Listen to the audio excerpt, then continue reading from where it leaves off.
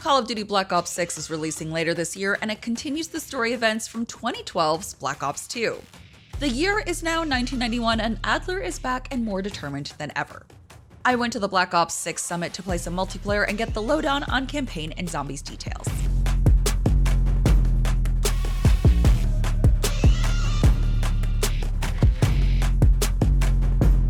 The campaign for Black Ops 6 picks up after the events of Cold War and Black Ops 2. The official timeline was revealed to be Black Ops 1, Cold War, Black Ops 2, Black Ops 6, Black Ops 4, and then Black Ops 3. Cold War takes place in 1981, while Black Ops 2 is set in 1989.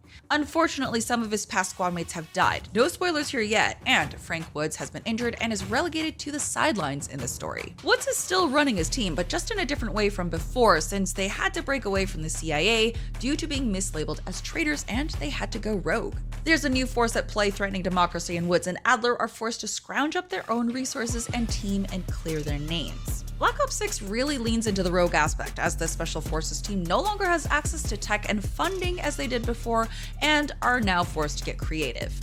These agents are now breaking all the rules they knew before and aren't really bound to any morals they've previously agreed to either, so we're going to see them get really creative and especially violent. The campaign really seems to revolve around a whatever it takes theme and an at all costs mindset. A lot of features from Cold War will be returning to Black Ops 6, like the safe room you can return to after missions and puzzles you can solve for that you can find in the world. In addition to returning mechanics, we're also getting more story options with new dialogue trees with your companions and multiple ways to complete missions. Black Ops 6 is definitely branching out from just being your typical Call of Duty spy espionage storyline to being a fully fledged campaign story experience that is tailored to how you want to play.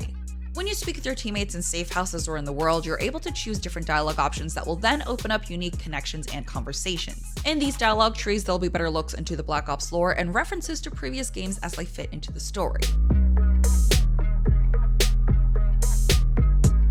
Black Ops 6 brings back classic round-based zombies. The zombie storyline, meanwhile, is directly continuing from Cold War's campaign where, spoiler alert, Richtofen is revealed to be the director who's locked up Gregory Weaver, Elizabeth Gray, and Mac Carver. The story follows Dr. Peck, who's shown at the ending of the Cold War campaign in Japan in the year 1990 looking for some old friends.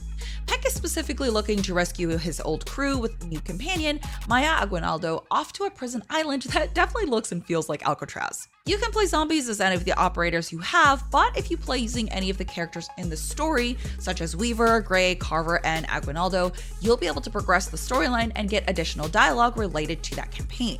There will be two brand new maps at launch, Liberty Falls and Terminus, which is the prison site.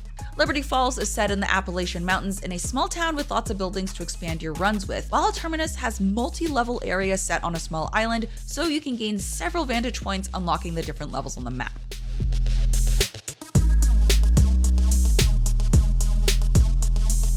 Black Ops 6 multiplayer is keeping all of the modern aspects I love about first-person shooters now, but with classic Call of Duty elements. The UI is reminiscent of the original Black Ops, but with a cleaner, new look that doesn't clutter the screen. While the HUD does keep to classic Black Ops look like the scorecard font and the circular minimap, you're actually able to adjust all the on-screen widgets with some new pre-made presets that can change the layout. Similar to how you can adjust the HUD in mobile versions of FPS games, you're able to reposition where the on-screen widgets are and change the minimap to square if you prefer. Hardcore players can rejoice because Classic Prestige is returning with 10 total Prestige levels. The max level to hit before you can roll to Prestige is 55, and you can unlock Prestige Master at 1,000 levels. This feature is available to players right at launch, so you can start grinding immediately if that's your thing. One of the biggest additions to multiplayer that I'm really looking forward to is the new omnidirectional movement mechanic. No, it's not the cool Advanced Warfare movement, but it does give the ability for players to sprint, slide, and dive sideways without losing momentum. In my opinion, Call of Duty has always suffered in terms of modern FPS movement mechanics due to it leaning more into the realistic side of military games. Based on what I've seen so far, I'm glad for the change. It's not something that's never been seen before in an FPS, but it's definitely the first time it's being used in a Call of Duty title, and I anticipate some players needing an adjustment period to get used to that mechanic, specifically if you're a controller player. You can turn the option off, but having played a few matches of multiplayer, I can tell you right now that if you do not utilize the movement tech, you will be at a heavy disadvantage. How far the new movement mechanics will go, I'm not sure. I did ask the developers if tap strafing, the ability to change directions midair, would be possible now in Black Ops 6 due to the omnidirectional movement, but was not given a concrete answer. I think it'll take veteran players some time to get used to, and the especially technically talented players will definitely jump ahead in skill level at launch. However, I will say the movement felt incredibly smooth and the sledding and jumping chaining felt really satisfying, especially on keyboard and mouse. If you want to optimize your movement in-game even further, that's actually a new intelligent movement button assist system that you can turn on to auto sprint, auto tactical sprint, auto mantle, and even auto crouch when you're walking for a certain amount of time. Automating a lot of these movements will make game flow much easier for yourself, and you can focus on the new omnidirectional movement tech instead. Along now with new movement mechanics, there are new loadouts with combat specialties and a dedicated melee weapon. So your loadout will now consist of one primary weapon, one secondary weapon, and one melee weapon.